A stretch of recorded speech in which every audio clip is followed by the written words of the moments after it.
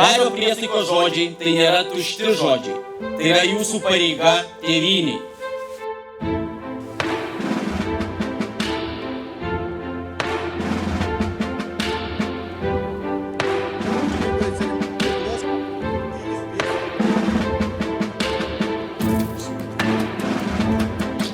Jos laisvė ir nepriklausomybė.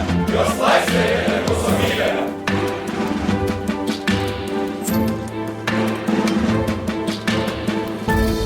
Tėvynės lab! Tėvynės lab!